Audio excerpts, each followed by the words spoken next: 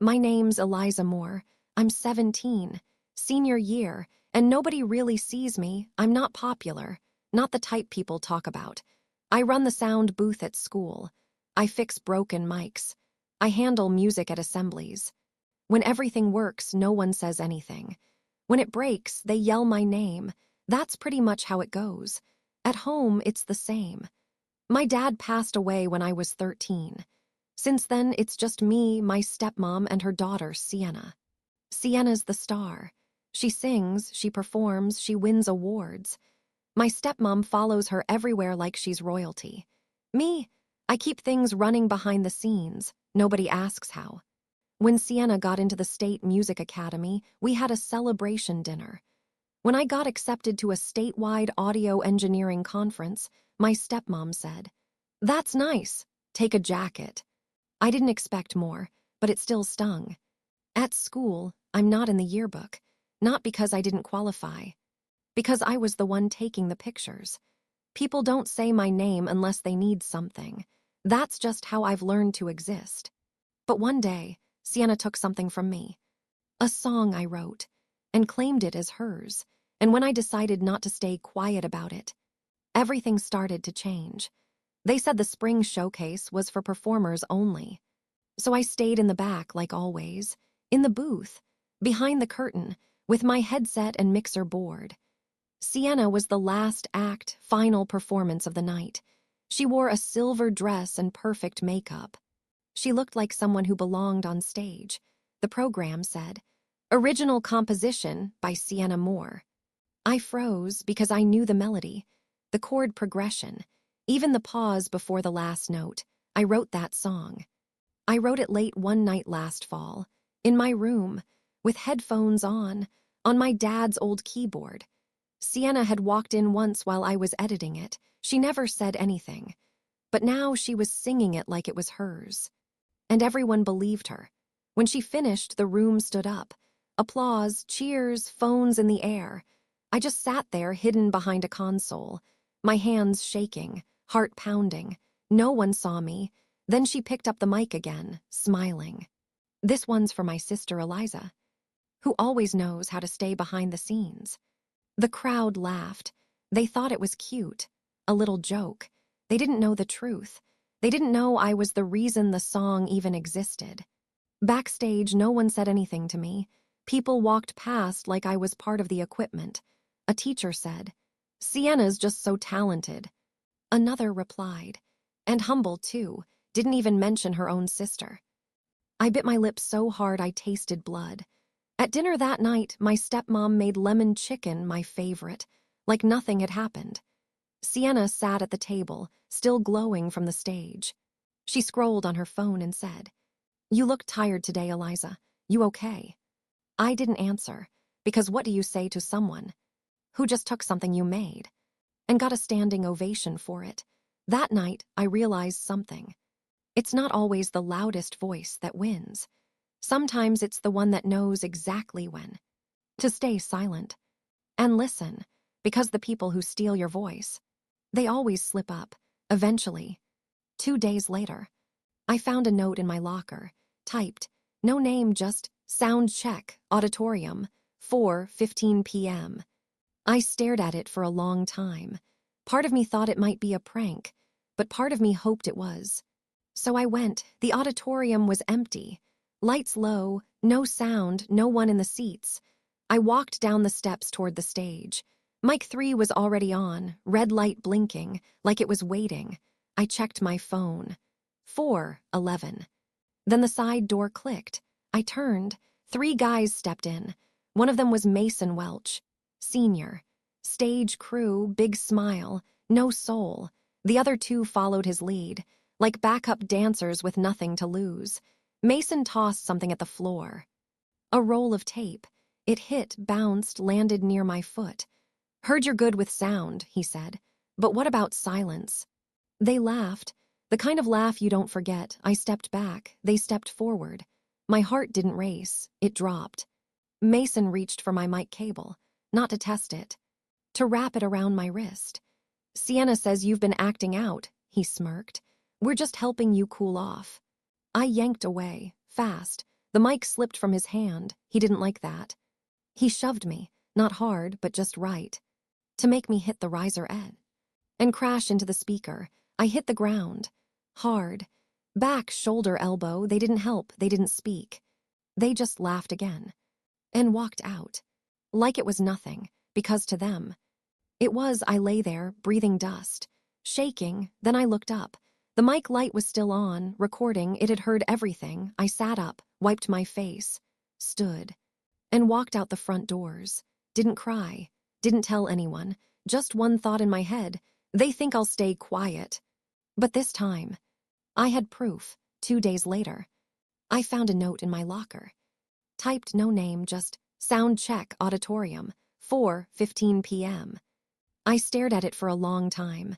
Part of me thought it might be a prank, but part of me hoped it was, so I went. The auditorium was empty, lights low. No sound, no one in the seats. I walked down the steps toward the stage. Mic 3 was already on, red light blinking like it was waiting. I checked my phone. 4:11. Then the side door clicked. I turned. 3 guys stepped in. One of them was Mason Welch, senior, stage crew, big smile, no soul. The other 2 followed his lead, like backup dancers with nothing to lose. Mason tossed something at the floor, a roll of tape. It hit, bounced, landed near my foot. "Heard you're good with sound," he said. "But what about silence?" They laughed, the kind of laugh you don't forget. I stepped back, they stepped forward. My heart didn't race, it dropped. Mason reached for my mic cable. Not to test it, to wrap it around my wrist. "Sienna says you've been acting out," he smirked. "We're just helping you cool off." I yanked away, fast. The mic slipped from his hand. He didn't like that. He shoved me, not hard, but just right, to make me hit the riser edge and crash into the speaker.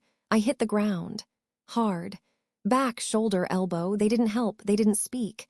They just laughed again and walked out. Like it was nothing, because to them, it was. I lay there, breathing dust, shaking. Then I looked up. The mic light was still on, recording. It had heard everything. I sat up, wiped my face, stood, and walked out the front doors. Didn't cry, didn't tell anyone, just one thought in my head. They think I'll stay quiet. But this time, I had proof. I went straight home, locked my door, opened my laptop, clicked on the folder marked Live Inputs. Mic 3, time-stamped. It was all there. I hit play. It started quiet. Footsteps, stage creaks, then Mason's voice. "She thinks she's better than us now. Sienna said she needs to be put in her place." Then the shove, my body hitting the speaker, the mic thudding against the floor, the laughter. The door slamming as they left. I sat there, listening, not because I needed to remember, but because I needed to be sure, and I was. The next day at school, nobody said a word. Not to me, not about me. But Mason smiled at me in the hallway, like it was a game, like nothing happened. And Sienna, she looked right through me, then whispered something to her friend. They both laughed. I knew that laugh. I heard it 2 nights ago. After last bell, I walked to the main office, didn't knock, just stood there, and said, "I have something to report." Vice Principal Delaney looked up, raised an eyebrow, waved me in. I handed him a USB drive. No label. No explanation, just said, "Mic 3 auditorium, Tuesday, 4:15. He stared at it, then back at me. "You want to tell me what's on this? You'll hear it." That night, I didn't eat dinner, didn't scroll my phone, didn't even turn on the lights. I sat on my bed, in the dark, and waited for someone else to finally hear what I had been carrying, not just the sound, but the silence after it. 3 days later, they called me to the office. No reason given, just a slip of paper on my desk. 11:15, VP Delaney. I went. Mr. Delaney was already seated. No folder, no smile, no fake small talk, just the USB drive. In the middle of the desk. And one empty chair. Mine. I sat down. He looked at me long enough to make it feel like a test. Then he asked, "Did you edit this recording?" "No." Did you add anything? No. And everything on here. This is exactly what happened. Yes. He nodded, once. Then plugged in the drive. He didn't skip through. Didn't turn the volume down. He played the whole thing. The footsteps, the voices, the laughter, the shove, me hitting the ground, everything. When it ended, he didn't say anything right away. Then, this is serious. I know. Do you want to press charges? I shook my head. I want them to know I'm not afraid. He paused, then reached for the intercom. Can you send Ms. Jameson in? Ms. Jameson was the guidance counselor. Nice enough, but not someone who looked you in the eye often. She walked in, sat next to me, glanced at Delaney. Then at the screen. He played it again, quieter this time, but still clear. When it ended, she turned to me and asked, "Do you feel safe?" I didn't answer, because that wasn't the question that mattered. What mattered was, did they finally believe me? Mr. Delaney nodded. We'll take it from here.